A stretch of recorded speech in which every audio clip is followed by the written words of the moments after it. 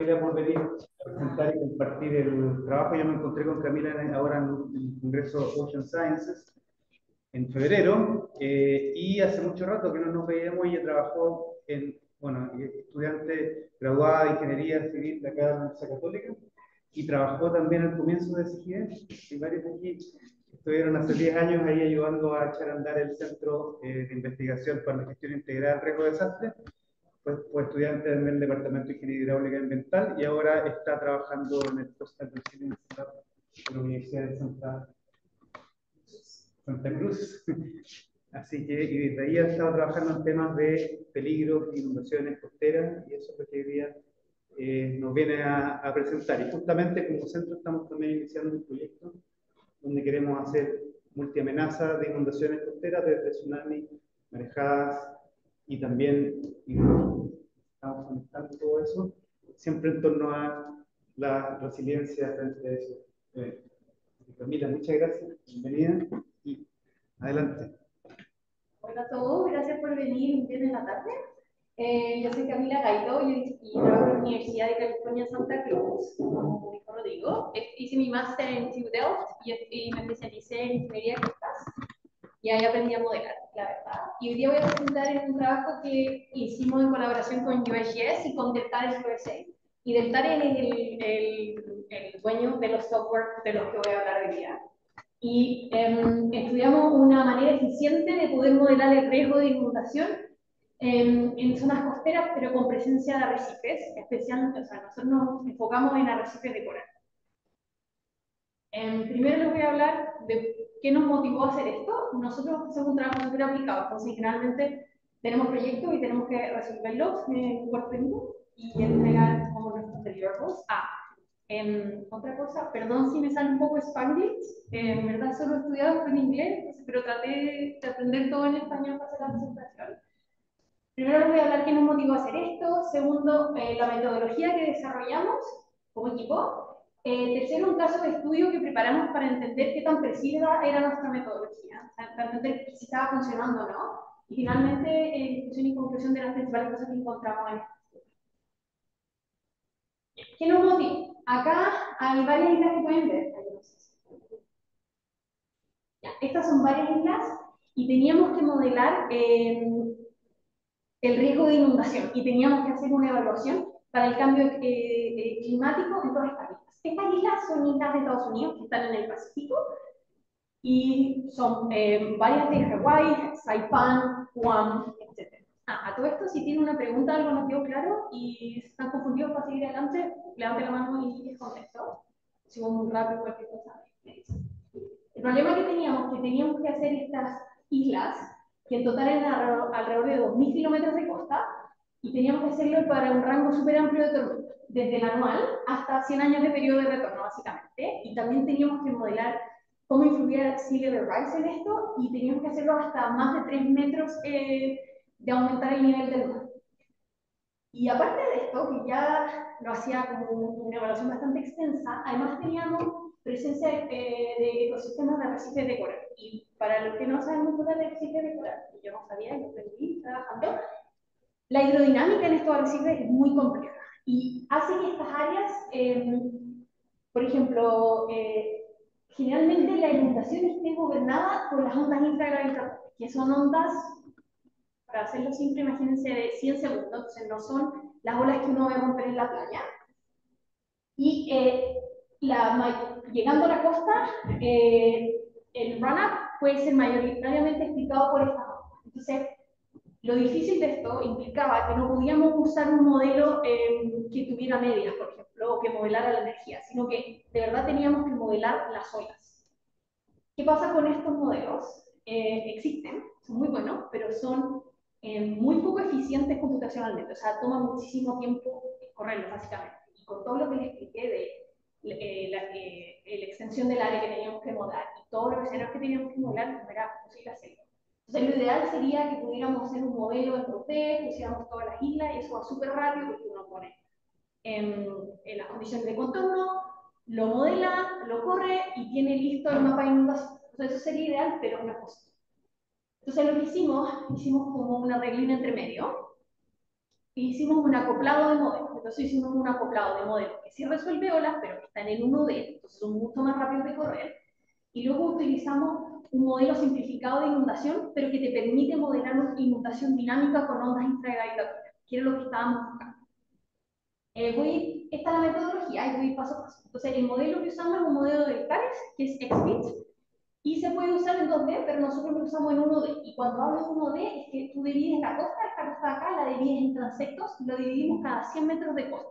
Estos transectos van perpendiculares a la costa, y el caveat de esto, obviamente, es que es una simplificación, porque los transectos no ven nada entre medio, básicamente. Entonces asumen que la costa es uniforme, y por otra parte no hay dispersión por viaje. O sea, la energía tú la metes en el transecto y no tiene dónde ir, ¿no? Si fuera 2D se puede esparcir, esto no pasa en esta.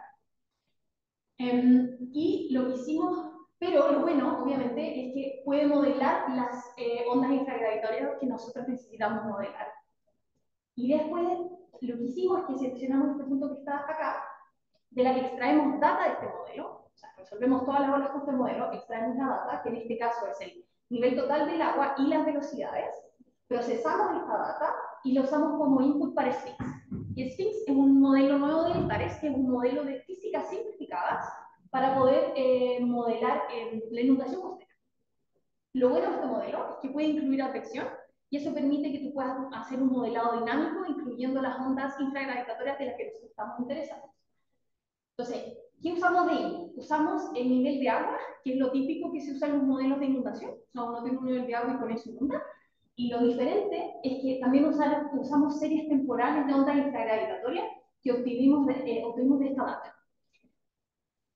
Después de eso, en estos puntos donde estamos acoplando básicamente nuestro modelo, pusimos estas boundary conditions y logramos tener el mapa de inundación. Y yo, cuando hablo de un mapa de inundación 2D, es así. O sea, está la tierra, el mar, y uno puede calcular cuánto está inundado.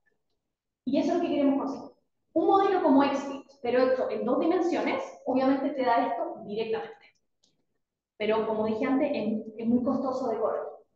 Entonces, tenemos nuestra metodología, y ahora queríamos entender, uno, qué tan eficiente es, y dos, la accuracy de nuestra metodología. Para esto desarrollamos casos de estudio.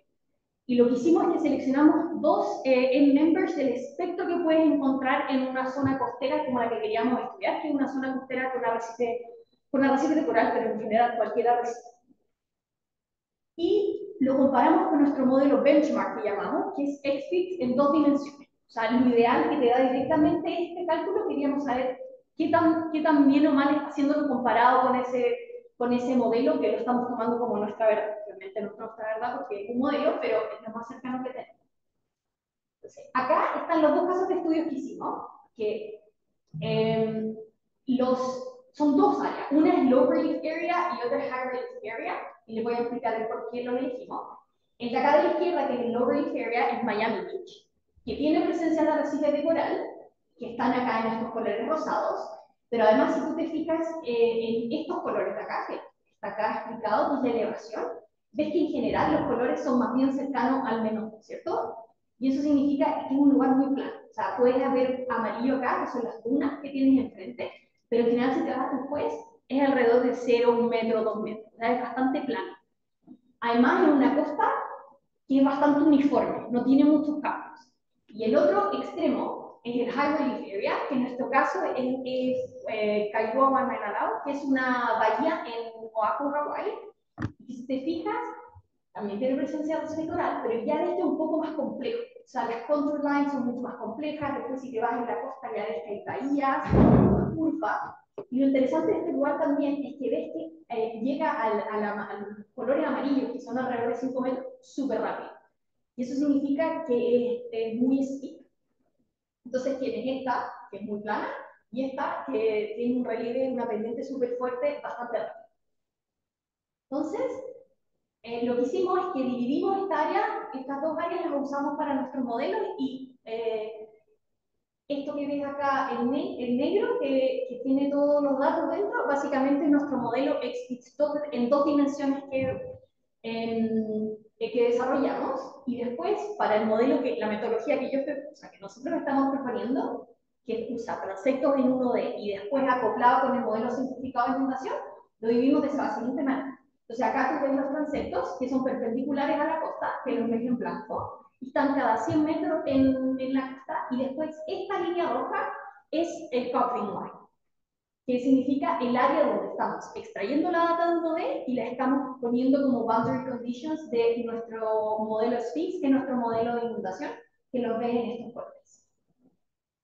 Y para las dos áreas hicimos lo mismo y luego comparamos nuestros resultados. Y así es como calculamos la accuracy de nuestra metodología. Acá hay algunos datos extra, que lo importante acá son ciertos datos de los settings y del procesamiento que usamos. De los settings es importante que hace con el hecho de que nosotros modelamos en el orden de la onda infragravitatoria, o sea, no modelamos las olas chiquititas que tú ves en la playa, sino onda infragravitatoria. Después hicimos la resolución de tal manera en cada modelo que no tuviéramos que hacer interpolación. O sea, comparamos directamente modelos y no hay problemas de interpolación. O sea, cada grid cell, sino en la misma en todos los modelos.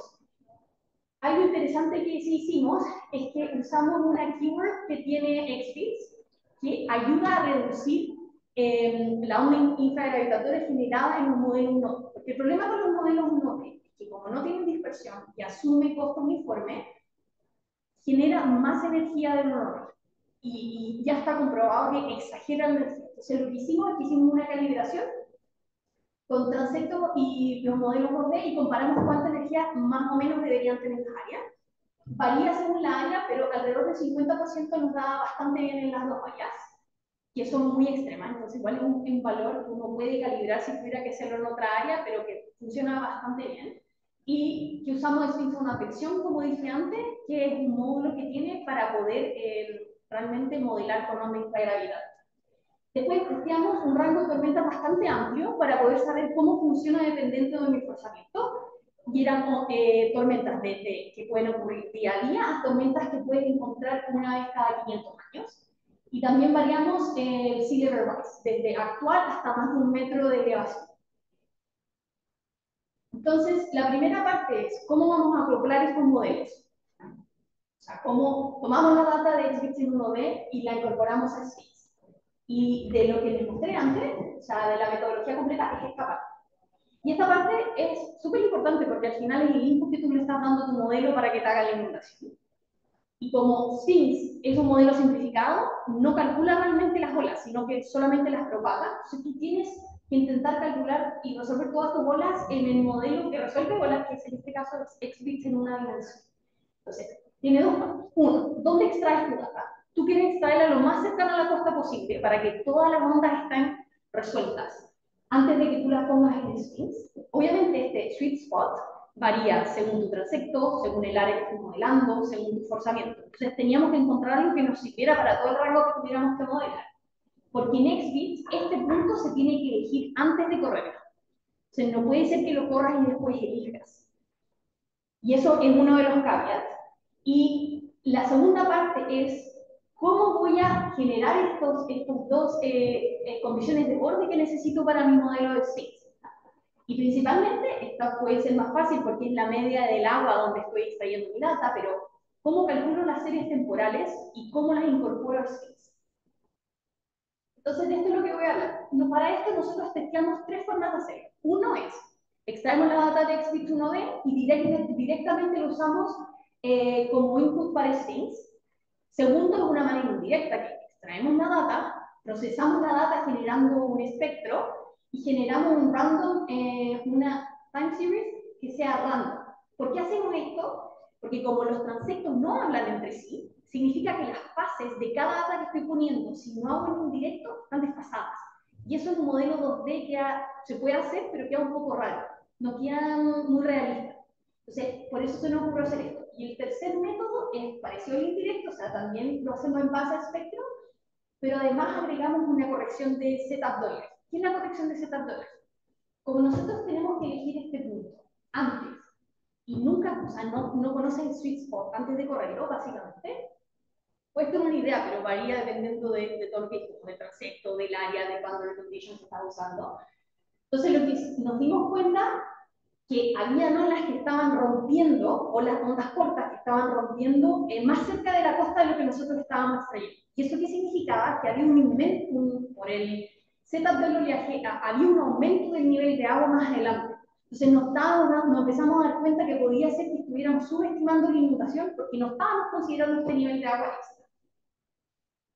Entonces testeamos también qué pasa si calculamos cuánto estamos perdiendo y lo agregamos, qué es lo que nos va a pasar. Este es cómo testeamos todo esto que les estoy hablando. Y lo que hicimos es que seleccionamos, acá están los dos conceptos, en las dos áreas de estudio, que como expliqué antes, son las dos áreas extremas que pueden encontrar. Entonces estamos como, esto fue hecho con la idea de que después cuando tengas esta metodología, si tienes cualquier cosa entre medio, te debería funcionar bastante bien. Entonces, acá están los dos conceptos representativos de las áreas que encontramos. Y lo que hicimos es que testeamos estas tres formas de acoplar estos modelos y aparte extraíamos la data en distintos niveles, en distintas profundidades. Entonces, por ejemplo, acá significaría que estoy extrayendo a los 10 metros. ¿Qué pasa si extraigo a los 10 metros? Y lo que hicimos para testear cuán eficiente y cuán verdadera es la manera que la estamos acoplando es que comparamos cuál sería el runout. Si no uso Sphinx, ¿cuál no va a ser mi runout? Y si incorporo mi data en Sphinx, ¿cuál va a ser mi runout? Y calculamos cuál era el error de esta time series. Porque lo que queremos nosotros es poder reproducir todo el runout. O sea, no solamente el peak, sino como estamos haciendo un modelado dinámico, queremos poder reproducir la forma que tiene el runout, el time series. Y lo hicimos con PDFs y quedó claro eso. Ya. Entonces, estos tres colores son los métodos que testeamos. Entonces, el azul es el directo, el rojo el indirecto y el verde es el indirecto con la corrección del set. Esta línea al medio que ves completa es la media, porque testeamos varios escenarios y esta línea con más shadow es el rango de todo lo que testeamos. Y acá nos dimos cuenta de una cosa súper interesante. En las dos áreas, independiente de dónde extraigamos nuestra data, cuando acoplas un modelo con Sphinx indirecto y agregas la corrección de Z, te da un error menor. Acá lo hicimos con Scatter Index, que en manera simplificada es como el porcentaje de error que estarías metiéndole al modelo. Y nos dimos cuenta que este funcionaba mejor en general en todos los escenarios que están, en el rango de escenarios que teníamos. Y lo otro que nos dimos cuenta es que si tú extraes más cerca de la costa, obviamente la reproducción es mejor. Si extraes muy cerca de la costa, empiezas a ver estos wiggles que generen estabilidad en nuestro modelo. Entonces no puede, porque no se puede secar, ese es el problema. Tu punto nunca puede estar seco. Si tu punto se seca, no vas a poder generar la time series que necesitas y va a generar estabilidad en tu siguiente modelo que sería Sphinx. Entonces nos dimos cuenta que si tú extraes en 5 metros de profundidad en las dos áreas o más o menos, tu error queda contenido en menos del 20%. Y es lo mejor en general para todos los escenarios que testemos.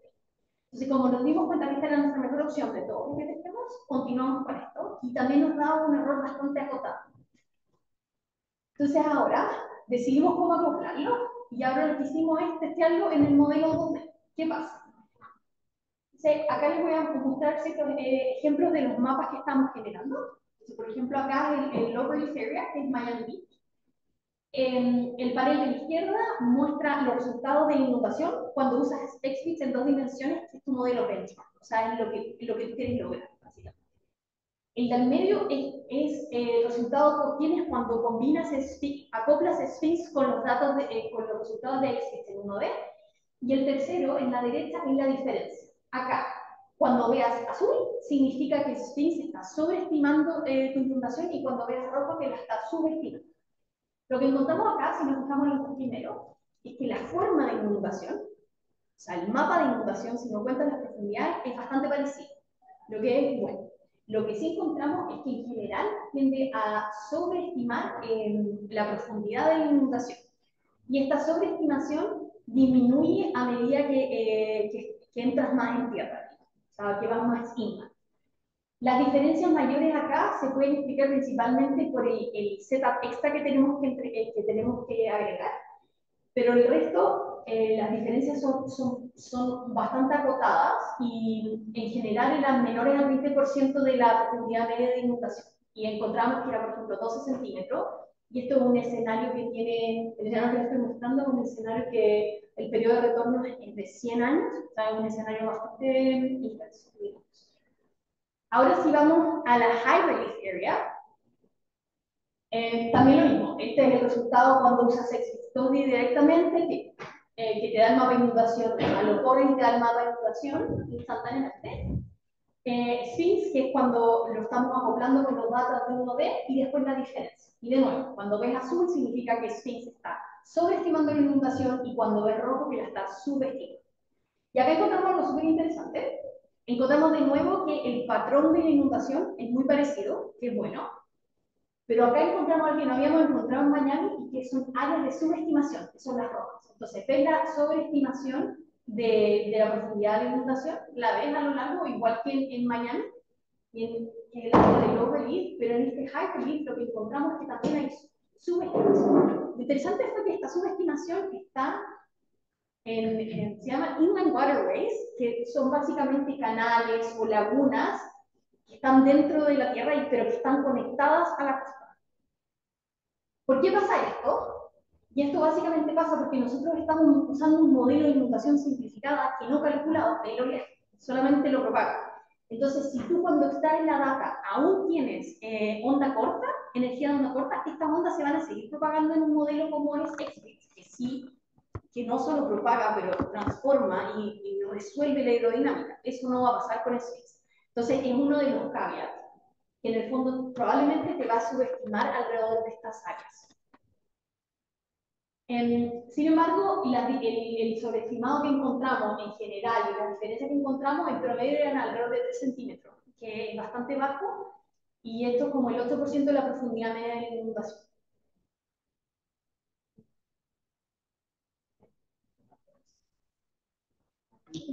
¿Ahí sí? Ya. Este es un poco intenso. Este slide es un poco intensa porque muestra todos nuestros resultados, pero yo los voy guiando de a poquito para que no nos confundamos.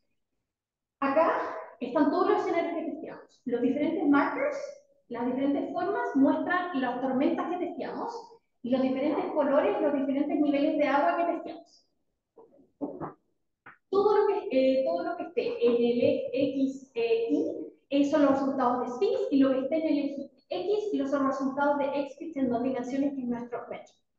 Esto significa que todo lo que esté en esta línea de al medio, en cualquiera de los paneles, significa que los dos modelos están dando exactamente el mismo resultado. Cualquier cosa que esté arriba significa que Sphinx está sobreestimando la inundación, y cualquier cosa que está abajo que está subestimando. Los paneles de arriba están mostrando el patrón de inundación, es decir, la cantidad, el porcentaje del área que está inundando cada modelo, y lo de abajo está mostrando con qué profundidad está inundando. Profundidad media, obviamente, porque cada píxel tiene su propia profundidad, pero esta es la profundidad media de inundación. Lo que encontramos, si nos vamos a lo de arriba, que es el porcentaje de área inundada, encontramos que las diferencias son bastante acotadas, excepto para algunos puntos extremos, sobre todo en Miami. Sin embargo, encontramos algo bien interesante, y es que para escenarios más extremos, o sea, más raros, por ejemplo, 500 años de retorno o un sea level rise súper grande, nuestra metodología tiende a sobreestimar la inundación. En cambio, cuando te vas, por ejemplo, acá, te vas a escenarios más del día a día, o sea, el diario o cada un año que puede ocurrir esa tormenta, la tiende a subestimar. Sin embargo, nosotros calculamos success, que está definido como por cada píxel, cuándo inundas cuando tienes que inundar, y cuándo inundas cuando no tienes que inundar. Y si como media en todos los escenarios que testeamos era alrededor del 78% para el low relief area y alrededor del 85% para high relief area. Eso significa que está inundando cuando tiene que inundar, pero igual está dando ciertos falsos, básicamente, pero los falsos no son tantos. Y después, si vamos a la profundidad, o sea, es decir, cada píxel que estoy inundando, ¿cuánta profundidad tiene? Para todos los escenarios tiende a sobreestimarlo, pero igual la diferencia es bastante acotada, y encontramos que la diferencia, Boolean Square Difference, era alrededor de 20 centímetros para el low relief area y alrededor de 8 para el high relief area. Para tener esto, o sea, para pensar en esto, esto también incluye sea level rise de 1 metro. Entonces, si piensan en 20 centímetros, tampoco es tanta la diferencia, pero igual es importante saber que hay diferencia.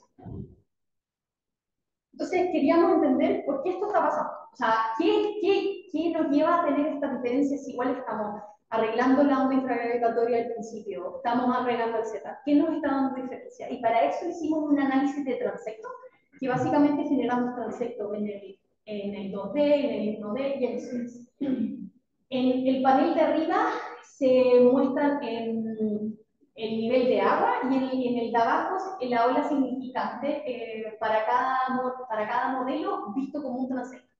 En azul son los resultados de Sphinx, en verde los resultados de XFIX en una dimensión y en rojo los resultados de XFIX en 2 dimensiones. En la parte de arriba, en la línea completa es el nivel de agua máximo en el transecto y la punteada en la media. En el de abajo, la línea completa muestra la ola significante, la altura de ola significante de la onda infragravitatoria y la punteada de la onda corta. Entonces, ¿qué encontramos? Que fue bastante interesante y esperado en algunos casos, es que Sphinx siempre está siendo forzado con un nivel de agua mayor que el de XFIX en 1D, que es esperable porque estamos agregando la corrección de setup, pero acá también nos dimos cuenta que el de XFIX en 1D es bastante más grande que el de 2D, incluso cuando estamos reduciendo la energía en 50%. Otra cosa interesante que encontramos y que es muy fácil de visualizar así, es que como Sphinx es simplificado, si tú ves, tú pones tu condición de borde acá y después solo disminuye, o sea, solo decrece. Y esto es por la acción de la fricción que está reduciendo la energía. Pero en cambio los otros, si te vas a XFIX, como es yo sí resuelve olas, tú igual puedes tener un aumento. Y este aumento del nivel es por Z, y se puede ser entendido mejor porque si te vas para acá, ves que todavía hay presencia de oleaje y que estas olas están rompiendo.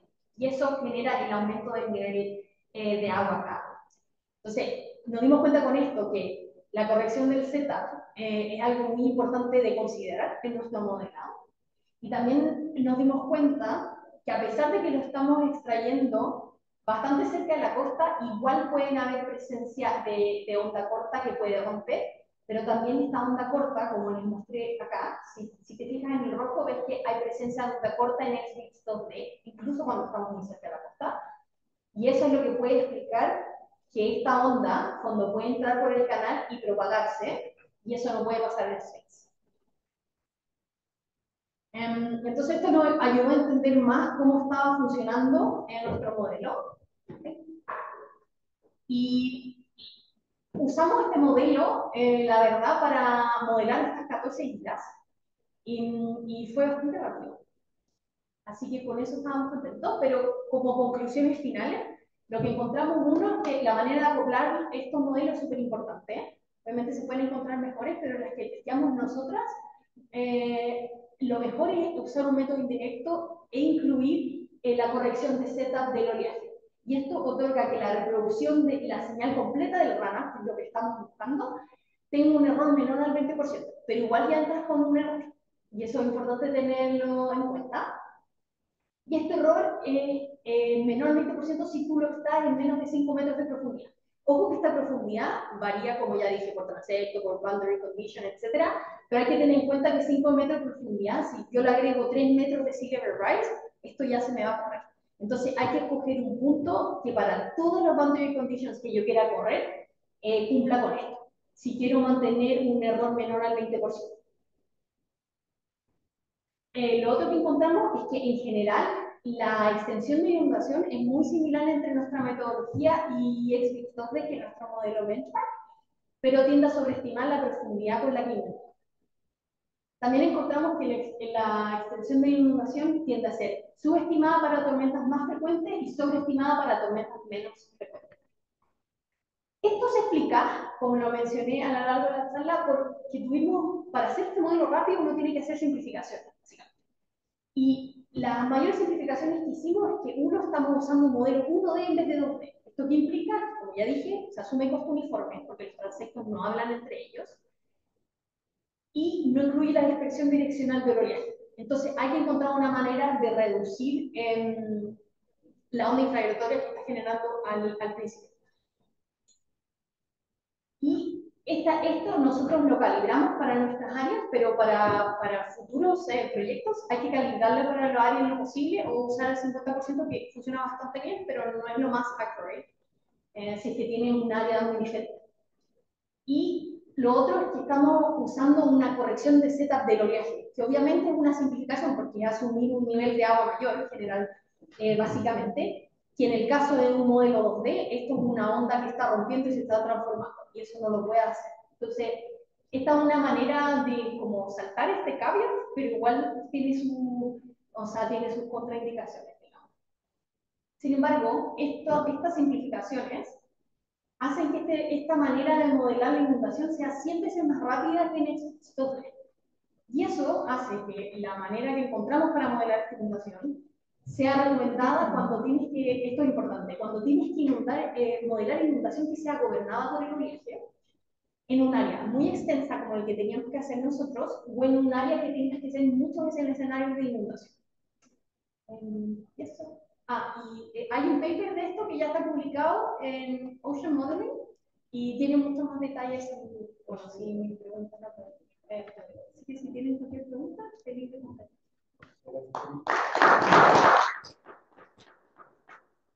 Muchas gracias, muy interesante y tenemos probablemente algunas preguntas antes de yo hacer el tema también.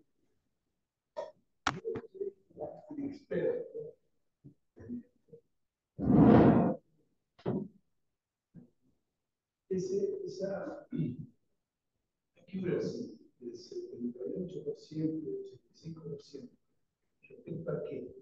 Respecto a XBITS 2D, que es nuestro modelo benchmark, que en el fondo es un modelo que ya está súper calibrado. Es una comparación de dos modelos. Entre dos modelos. Que es ¿No tiene nada que ver con la realidad? No, porque no hay, en el fondo, para modelar una tormenta de 500, no tenemos registros de estas tormentas. Estas son tormentas que se calculan con esta estadística. Y este modelo lo elegimos porque es un modelo que... ¿Pero por qué? Pero déjame terminar. ¿Por qué? Es un modelo que está súper testeado, está calibrado. Sí, es un modelo que está comprobado que funciona en áreas, por ejemplo, de arrecifes de coral, porque no todos los modelos pueden modelar esa hidrodinámica. Y eso ya está comprobado. O sea, hay muchos papers que ya respaldan que este modelo funciona y eso sí los han comprobado con data real. O sea, el 78% es respecto del modelo que está testeado. Exacto. Y después otra consulta. La presentación dice 100 veces más rápido. 100 veces más rápido. Pero, bueno, ya, por ejemplo, no sé qué te refieres con objetivo, pero por ejemplo, no, o sea, un modelo de... modelo... Yo pido un trabajo, no sé 100 veces más rápido, pero si tiene que tener resultados. Sí, sí. Lo que pasa es que estos modelos de 2D, que se ven acá, este modelo, que es el de 2D, este modelo, que es el 2D, y los orillas enteros, son modelos que tú no los puedes hacer en, por ejemplo, más de 10 kilómetros.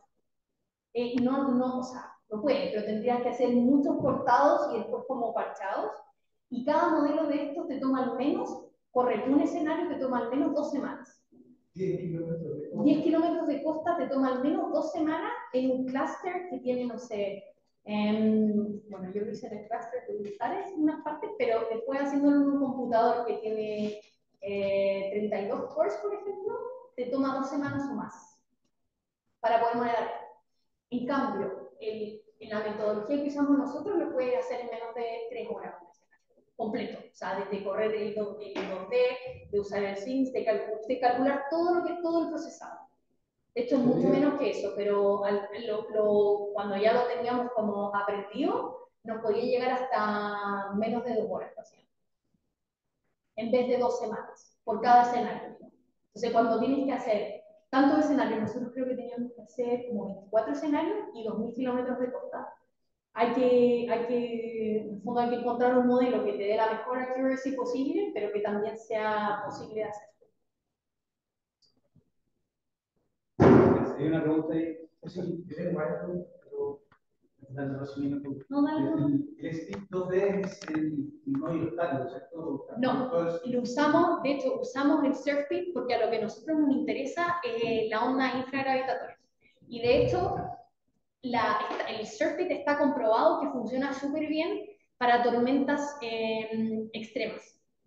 Pero nosotros creemos que estas diferencias que vemos acá, en ondas más cortas, perdón, en tormentas que son menos, que son más comunes, son porque el no hidrostático te funcionaría mejor acá. Pero hay un paper, de hecho, de Quattartet, creo que el 2020, que ella comprobó con data real qué pasa si corro surfing, qué pasa si corro no hidrostático, y ella encontró que para tormentas extremas funcionan casi igual, pero para tormentas que son más comunes, el no hidrostático reproduce el runoff y inundación mucho mejor. Eso asumiendo una sola morfología, ¿no?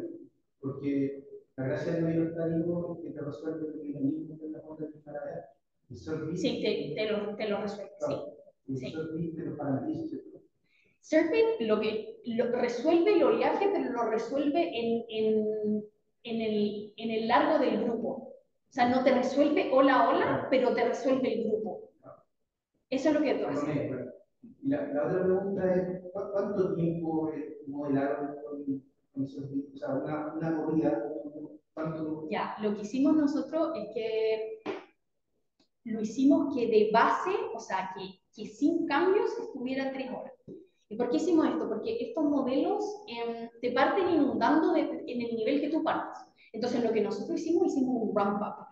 Entonces, en verdad tuvimos que correr, el más largo que corrimos, por ejemplo, que era 14 horas, para hacer en el fondo la comparación más realista, pero en realidad la tormenta que estamos modelando es entre 1 y 3 horas.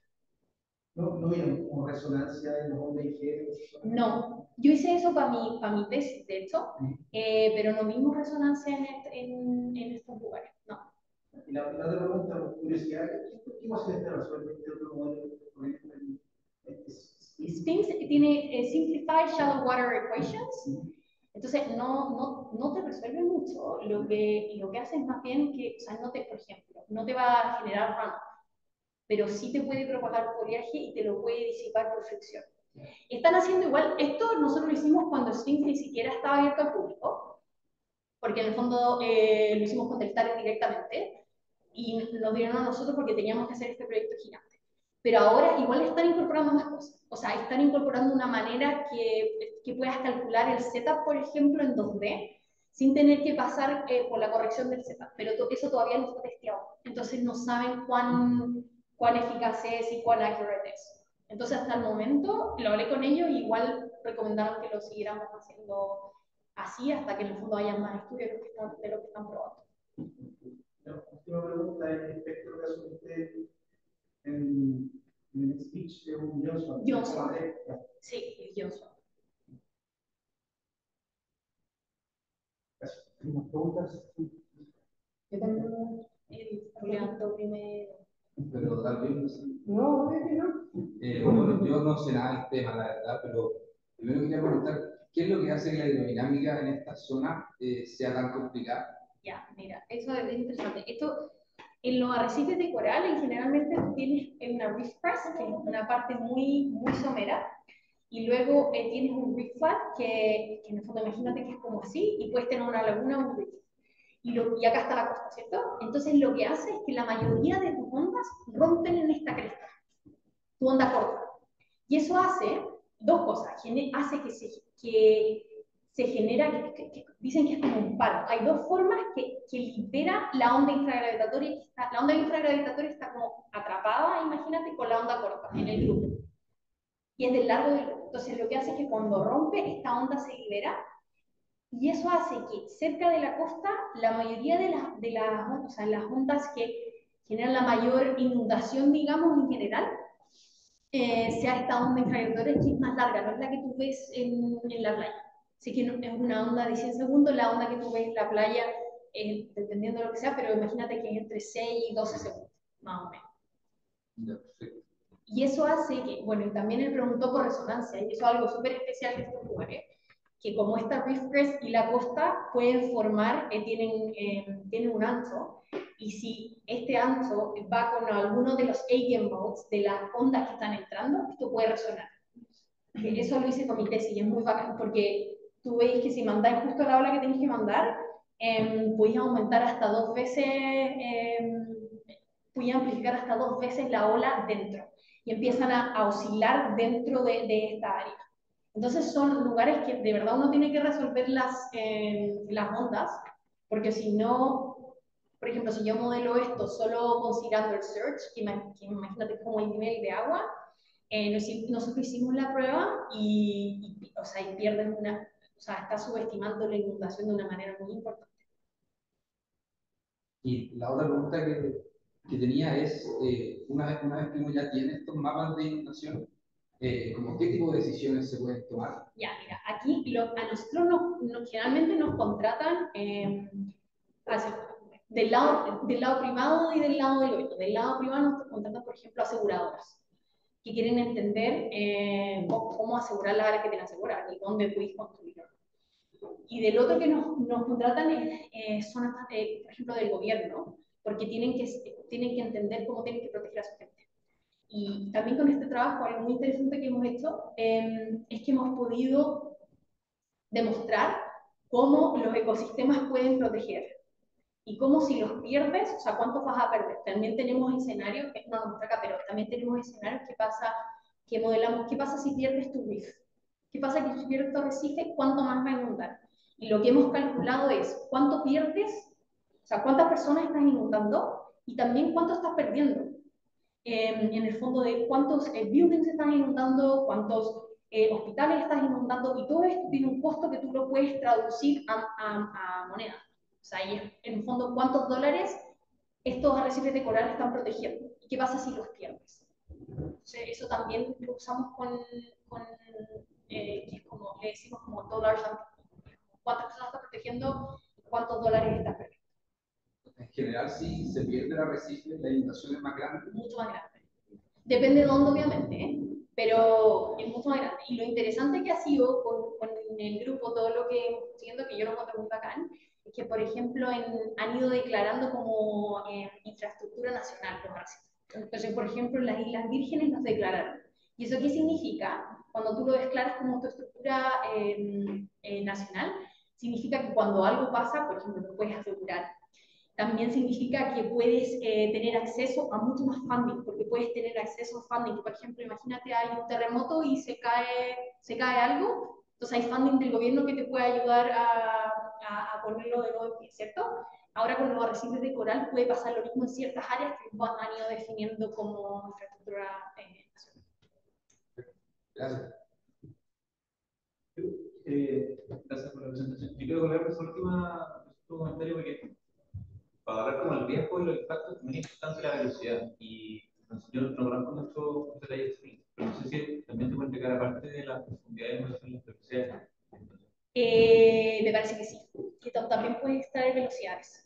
Sí. Y hacer una comparación entre XPitch que te debe dar una buena velocidad y eso, porque en el fondo podéis tener la misma profundidad, la velocidad es mucho más, una velocidad más grande, más suposo. Sí.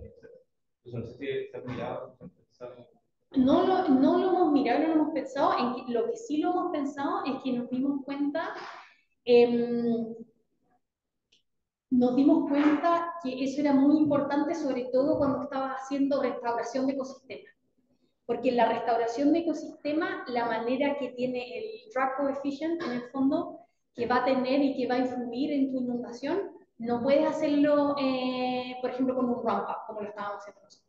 Si no tienes que incorporar ya velocidades y como tormenta, y eso lo puedes hacer haciendo un hidrograma de tu tormenta. Y esa es la manera que lo hemos estado haciendo ahora.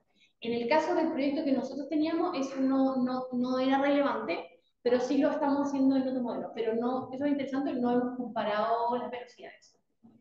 En el Sphinx que yo probé, me parece que no habían velocidades, pero lo han avanzado un montón. Así que sí es probable que ahora lo tenga. Y desde un punto de vista más práctico, ya, no me cae ningún modo que esto fue mucho más rápido. Pero se ve así medio, tiene un montón de partes móviles, digamos, normal el sistema. Entonces, por ejemplo, que te decía el sweet spot, calibrar la energía que está entrando, o cómo elegir los transectores. Ese seteo, esa comparación entre el seteo de esta metodología más rápida y XStage, que quizá puede ser más directo, igual compensa esas 100 veces más rápido, o sea, el setearlo. Mira, yo creo que compensa cuando tú tienes un proyecto así de grande. Si yo tengo que hacer un modelado de 10, si yo tengo que hacer este mismo modelado que hice para compararlo, yo lo haría con XStage en 2D, porque son 10 kilómetros y necesitas entender tu 2D. Entonces, esto es muy bueno cuando tú tienes que hacer algo, y fue por lo que lo hicimos, que es regional, o si tienes que correr demasiado escenario y nunca lo vas a lograr con XStage en 2D. Pero, por ejemplo, cuando nosotros tenemos que modelar cómo vamos a restaurar esta área, y tenemos que dibujar eso en el fondo y cambiar la batimetría, eso lo hacemos en 2D. Porque esto es lo que te da, la idea del regional es que te da una idea, por ejemplo, porque yo puse acá los transectos tal cual, pero tú, hemos hecho otro estudio en que tú los transectos los cambias y dices, ¿qué pasa si yo restaurar este transecto? ¿Qué me va a dar? Y eso con el regional lo que te da es una idea de dónde tu restauración podría funcionar. Pero para entender realmente cómo va a funcionar, o por ejemplo, para entender la erosión, que es tan importante, tenéis que usar 2D. Pero ahí ya te achicas a un modelo de 10 kilómetros o menos. Yo tengo una pregunta. ¿Esto funciona para todo tipo de playa? O sea, porque y que las pendientes eran como más o menos suaves, o no, como No. tan de claro para pendientes. No. Por eso hay, o sea, eso se ve pendiente suave porque estoy buscando una parte. No sé, pero pues no cambia entre un tipo de playa y Por eso, claro, por eso nosotros hicimos un test en que pusimos como dos end members. Y uno es una playa que es como ancha, una playa bastante plana, y el otro es una playa mucho más extrema. Y por ejemplo, en Oahu pasa que si te vas para acá, todos estos perfiles de acá, o sea, son empinadizadas. Y de hecho, por eso uno tiene que hacer una resolución a la costa tan pequeña, que en nuestro caso llegamos a 2 metros, me parece que en algunos casos hasta en 1 metro. Porque el problema que teníamos es que si no, no puedes representar esto en un transecto. Porque en el fondo pasa de, no sé, de -2 qué sé yo, a -1 muy rápido, y después de -1 a 0 muy rápido, y no alcanzas a tener puntos intermedios que te pueden dar la data que tú necesitas.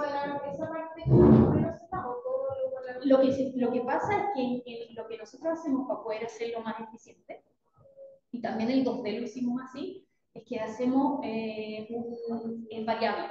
Entonces, acá partes con 20 metros, de una grid set de 20 metros, y acá llegas a 2 o 1 metro. Porque a ti lo que te interesa es la costa. Aquí te interesa que esto vaya lo más rápido posible.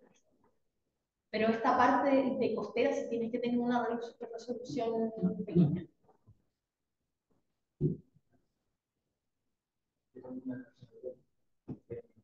Con respecto a las transectas, entendí que las transectas como que en el fondo ustedes la usan para tener la condición de borde del modelo de Sharp. Lo hacemos para no mostrar esa parte, pero esto tiene como varios pasos antes de cómo calculamos las condiciones de WordPress. Como que traemos la data con otro modelo desde offshore, como a 100 metros de profundidad, y lo acercamos a 30 metros de profundidad, y después calculamos ahí pues tu parámetros. Y así sacamos las boundaries. Los transectos lo que nos ayuda es que, imagínate, se puede ver ahí, como que en el 2D tú vas a tener tu batimetría y tu topografía de todo esto. Con tu transecto tú cortas tu batimetría y tu topografía y te queda esto. Entonces tú metes uno de, ¿ves? Lo divides. Entonces, por ejemplo, la grid que veía acá abajo es un 2D. Y 1D lo que hace es que corta perpendicular a esto y en el fondo toma la batimetría y la topografía que queda en el corte. Entonces es como un corte lateral. Pero, por ejemplo, para las celdas que están entre transectas, no las ves. Porque mi duda era, ¿qué pasa si definen la transecta en vez de 100 metros a 10 metros. Ya, mira, hicimos el problema con eso es que tenéis que correr mucho más modelos. La definición de los transectos no lo hice yo, eso no fue mi parte. Pero ellos testearon a cuántos metros en lo más separado que podéis tener para en el fondo poder de la mejor manera posible representar tu costo. Lo que nosotros sí testeamos en el análisis nuestro, que era como el análisis hidrodinámico, lo que sí testeamos es que testeamos qué pasa si metemos más puntos entre medio. Hay mucha diferencia y no había mucha diferencia, ¿verdad? Pero sí, obviamente, hay áreas que esto no lo resuelve bien. Por ejemplo, un puerto, nunca te lo va a resolver bien. O una bahía como muy cerrada. Un modelo 1D no te resuelve eso, porque hay demasiados efectos 2D que tú estás perdiendo. Entonces, este modelo es muy bueno para áreas en que lo más importante es el oleaje. Y eso no es tan 2D. Solo para Sí, entonces, las celdas que están entre las transectas no hay ninguna condición, no es como que reconstruyan la condición de igual de. No, no. Pero en 2D sí. En 2D lo ven todas las celdas. Pero esto no. Lo que sí es que después, cuando tú haces la inundación, sí es con todas las celdas. Lo único que tú no haces es que el transecto en el fondo te da la condición de borde y te la da acá. Entonces, la sacaste de acá en el transecto y te la da acá, y de acá en adelante tú sí inundas en 2D. Pero como tú resuelves tu oleaje, es en 1D, no es en 2D. Tu oleaje que se resuelve con éxito. No, Y tu inundación es 2D. Pero en la imagen de la derecha, donde tienes como los puntos morados separados, en la celda que está en medio, entre medio Ya, de los. como funciona Sphinx, esto es un diagrama igual, que tenga tantas celdas, pero esto es un diagrama para mostrar más o menos. Lo que hace Sphinx es que estos son como tus input conditions, pero Sphinx lo que hace es que en cada punto que tú defines, toda esta línea, te vas para acá. Esa es una súper buena pregunta, porque también es algo que nosotros pensábamos cómo hacerlo. Esta línea que tú ves acá, este es mi modelo Sphinx, exactamente. Y parte en mi condición de borde. Y lo que hace Sphinx es que todas estas celdas que cruzan esto son celdas que se llaman celdas en que van a usar tus condiciones de borde. Y por ejemplo, si yo tengo una condición de borde, que son esos puntos que tuviste, ¿ya? Si yo tengo una condición de borde acá, lo que esta celda va a hacer es que va a tomar las dos condiciones de borde más cercanas que tenga y las va a interpolar para poder inundar de cada celda. Entonces, cada celda al principio de mi modelo interpola las condiciones de borde más cercanas que tenga, que en nuestro caso son cada 100 metros, y las interpola para el área en el que esa condición está, inunda. Entonces, todas las celdas desde el principio, todas tienen condición de borde. Ya, perfecto, muchas gracias. Las transectas que se chocan, que ahí se adaptan, hay que pasar la inundación a esos puntos que hacen. ¿Cómo? Porque ahí se ve que hay muchas transectas que se presentan entre ellas. Es que ya, la manera que los transectos fueron generados es que son lo más perpendiculares posibles a tu costa.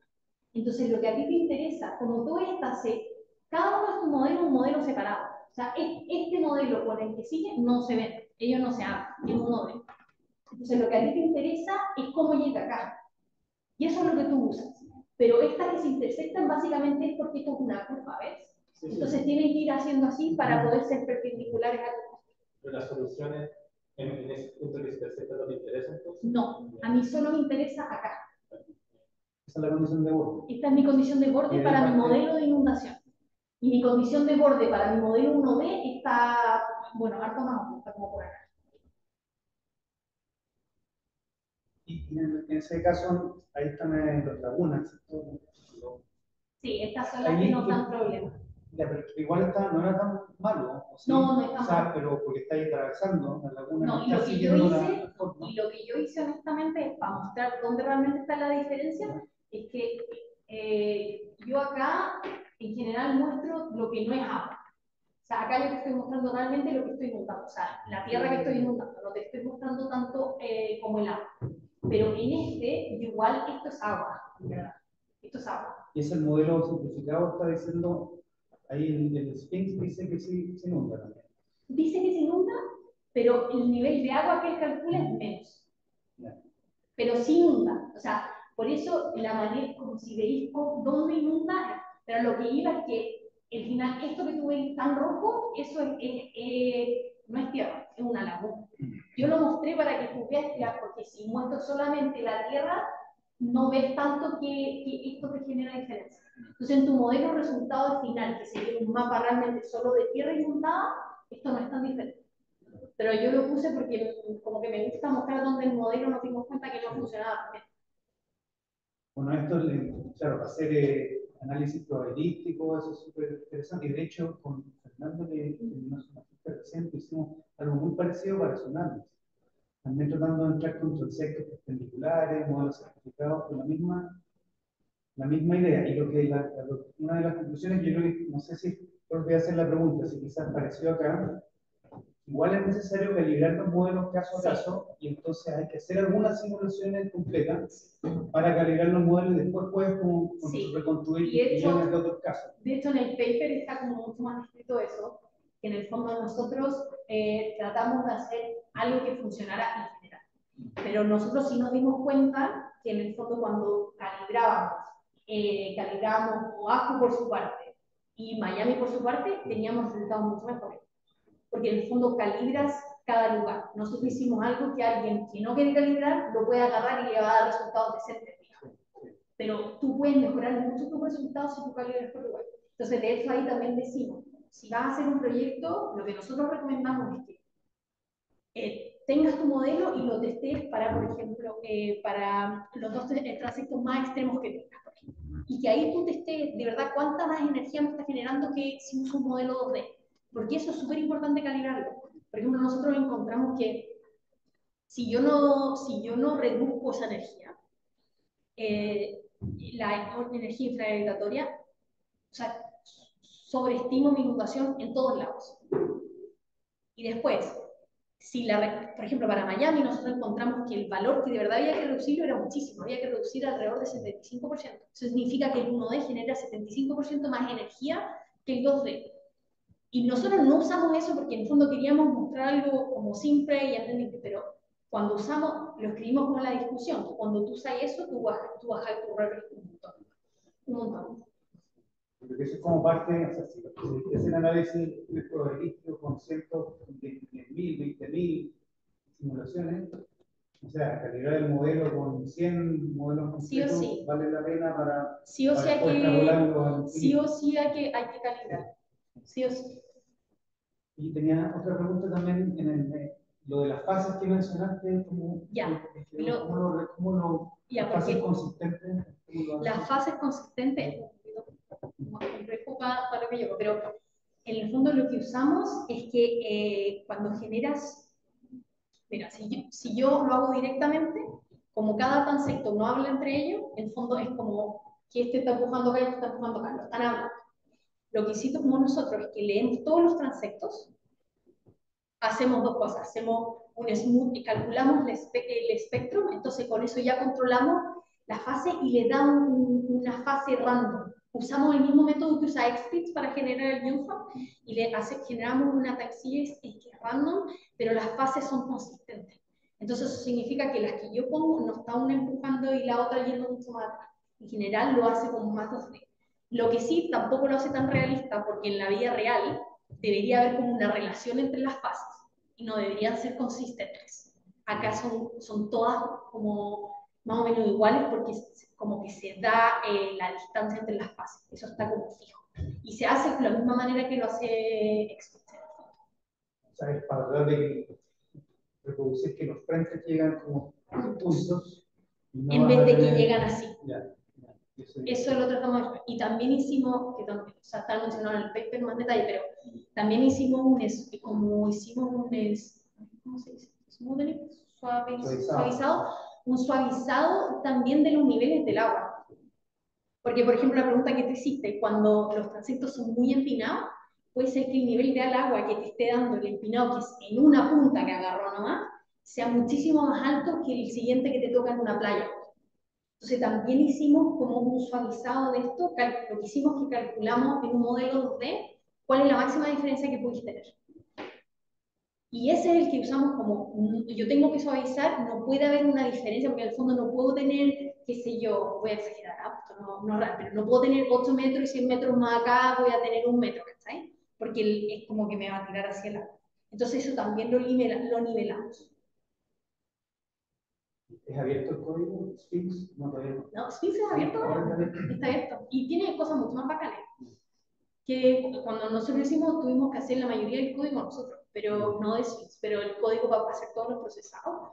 Ahora es mucho más fácil hacer las mallas, es mucho más fácil hacer las condiciones de borde, pero nosotros también probamos otro modelo, y este fue el que más nos gustó, porque nos permitía meter oleaje, y nos permitía aparte,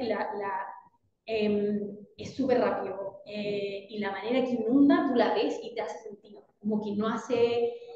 no ves como olas, como shockwaves, eso no lo ves.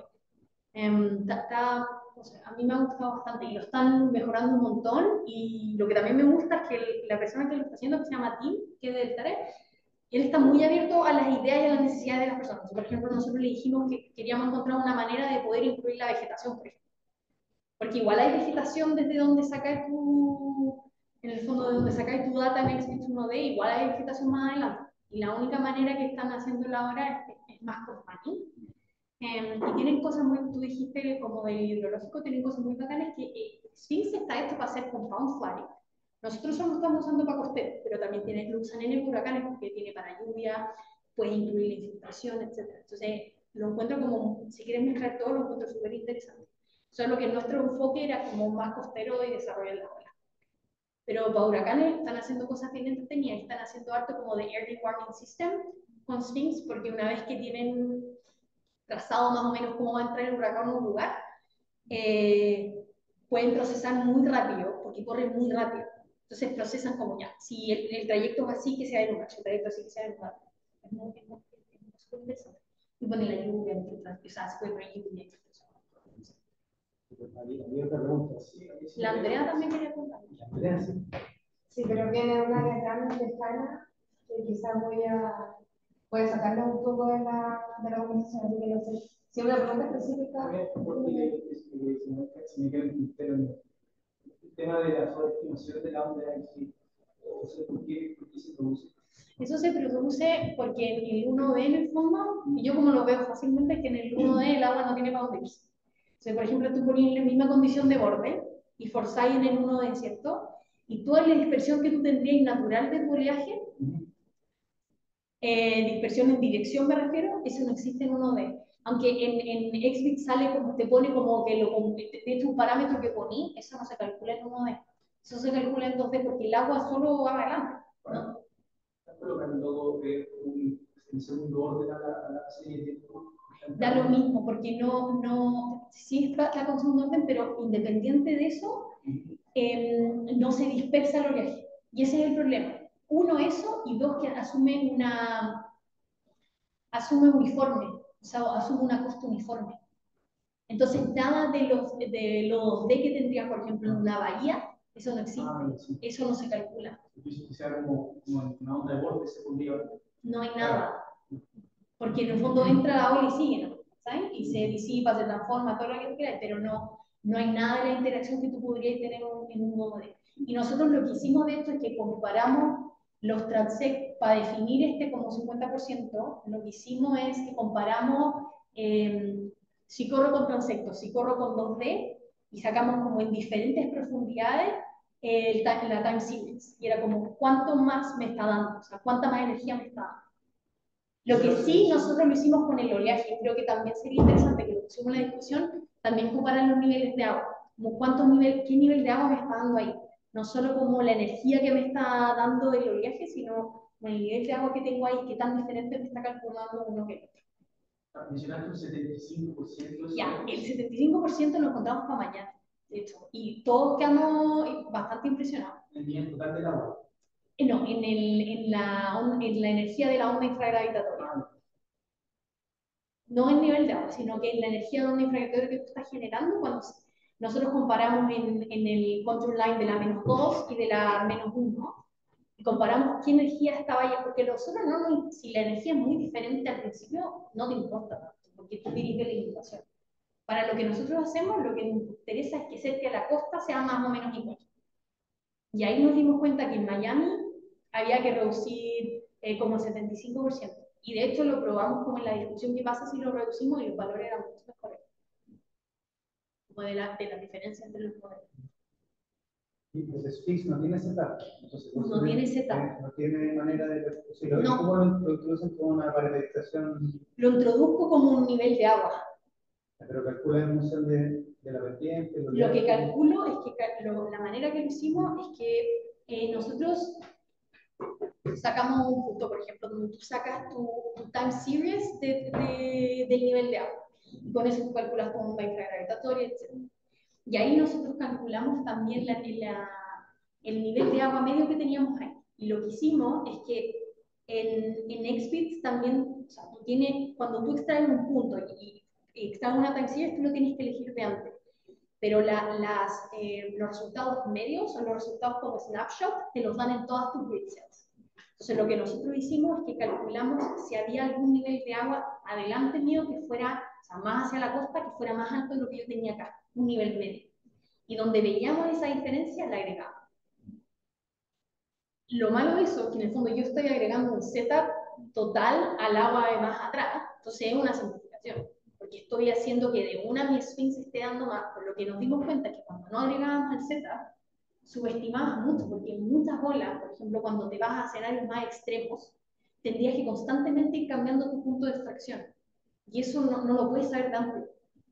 Entonces no es, seguro que hay mejor manera de hacerlo, pero hasta ahora no lo hemos encontrado que sea posible, porque hay modelos que sí te permite sacar la data después que lo hayas corrido, pero no es el caso. Son modelos que también computacionalmente son súper intensos. Y también tenés que pensar la cantidad de transectos y la cantidad de escenarios es demasiada. O sea, mi computadora está durante ¿Y tu computador lo corregiste? O sea, tengo un poder de trabajo, pero honestamente yo hice la prueba en un computador como más grande para poder poner el paper, pero yo esto lo corrí en mi laptop. Esto lo corrí en mi laptop, pero el XBits 2D no se podía correr en mi laptop. Ahora sí la Andrea. Gracias. No, lo mío viene de un área muy lejana, más desde el punto de vista humano, y me llevó a las primeras conversaciones que tuvimos hace una década, cuando, no el tema de arrecifes, por supuesto, pero sí discutíamos en alguna oportunidad sobre el tema de inundación y la precisión. ¿Cuántas personas pueden estar en riesgo? ¿Quiénes podrían morir o quiénes derechamente están en esa inundación? A mí me sorprende, quizás por la lejanía, la prolijidad que hay acá, en cada una de las celdas de los pixeles, y también los distintos escenarios que se pueden obtener, desde las tormentas con periodo de retorno de un día hasta los 500 años. Y pensaba, mencionaste el caso de Miami Beach. ¿Cómo esto, en términos de eficiencia, que lo hablaste siempre en cuanto al costo, efectividad, que lo hiciste mayormente en tu laptop, la cantidad de horas que te demanda, ¿cómo lo piensas, si lo has pensado, este tema de la eficiencia en la gobernanza del riesgo? Si es que se te ha pasado por la cabeza en alguna oportunidad, para poder transmitir, comunicar esto a las personas que están expuestas. Nosotros, este es como el primero que hacemos en general lo que hacemos, a ver, nosotros teníamos una metodología parecida antes, pero no tenía el modelo físico de inundación. Era un modelo mucho más simplificado. Pero con esos, lo que hacemos es que de hecho lo comunicamos. O sea, por ejemplo, en uno de los proyectos que hicimos en Islas Vírgenes, que no fue con esto, pero lo vamos a repetir con esto porque nos dimos cuenta que los resultados eran mucho mejores. Uno, está todo online. Y dos, lo que estamos haciendo ahora es que también estamos haciendo dos cosas, mostrando como nuestras scripts en general de los mapas que subimos son de 10 metros por 10 metros. Y eso está cruzado con data. Ahora estamos trabajando con vulnerabilidad de esto, pero también estamos trabajando con la cantidad de personas, o sea, con censo, con la cantidad de plata que hay ahí también. Y con esto estamos también calculando cuál es el beneficio, porque nosotros, es más de cambio climático, pero nosotros hacemos mucho de restauración. Entonces, si restauramos, que no es solo restauración de plantas corales, sino que también son restauraciones hídricas, que te ayudan como a elevar esto para poder recuperar el reef crest, que es lo que te da la elevación y se ha perdido todo. Lo que hacemos con eso es que también estamos calculando, estamos haciendo cost-benefit analysis, que en el fondo te dice cuántas personas estás salvando y cuánto está ahí, en el fondo, cuánto te está ahorrando si que tú restauras, si tú proteges tu costa. Eso también lo estamos usando. Entonces, yo sé lo que hace como las cosas técnicas de mi trabajo, pero hay muchas personas que están viendo la otra parte, que es como cómo comunicarlo mejor, vulnerabilidad. Y todo esto que conté que en el fondo se están declarando, que en Islas Vírgenes se declaró, me parece que en octubre pasado, que se declararon que los arrecifes son infraestructuras nacionales. Todo eso igual ha sido porque se ha ido mostrando cuántas personas está protegiendo y cuánto estás protegiendo si tú proteges como tu ecosistema. Entonces sí se está usando comunicar. O sea, de hecho, el jefe de mi lab es totalmente en ese enfoque. Yo solo que yo soy como la mínima que hace esta cosa, pero el final siempre es más de comunicación. Y de hecho, en Islas Vírgenes tenemos un estudio y te puedes meter como online y ver los mapas de inundación, ver como cuántas personas están afectando, cuántas plantas están protegiendo. Está todo eso ahí, están los mapas, ¿sí? Y nos han como, desde que ese proyecto ha sido bacán, porque desde que lo subimos, apenas lo subimos, hicimos un workshop y mostramos como yo y la parte de la metodología, pero harta gente nos contactó para empezar a poner propuestas de, por ejemplo, de restauración, porque ahí están los valores de verdad cuánto calculamos. Obviamente son estimaciones, o sea, cuando tú quieres restaurar algo, como le dije, en verdad tienes que hacer un modelo 2D donde vaya a restaurar, ¿sabes? Pero estos te dan idea de cuánto estarías como protegiendo. Buenísimo. Ya, pues súper bien, no sé, yo creo que quedamos, yo por lo menos, muchas gracias Camila, tremenda presentación del trabajo, súper interesante para entender lo que estamos viendo. Ya lo decía, gobernanza de riesgo, ahora que queremos hablar de probabilidades, ¿qué hacemos después con eso? No es tan fácil, estamos acostumbrados a ver escenarios, ahora queremos introducir estas variables, pero hay un paso adicional entre medio, qué hacer para poder meterlo en la toma de decisiones o en el instrumento de planificación. Sí, nosotros estamos también, no vamos tanto, pero porque más allá de esto, pero también hacemos como el riesgo, se llama, que lo usan un montón y no tiene mucha lógica, pero es como el riesgo anual, que toma en consideración, como modelas muchos escenarios de distintos periodos de retorno y cuál sería como tu riesgo anual de eso.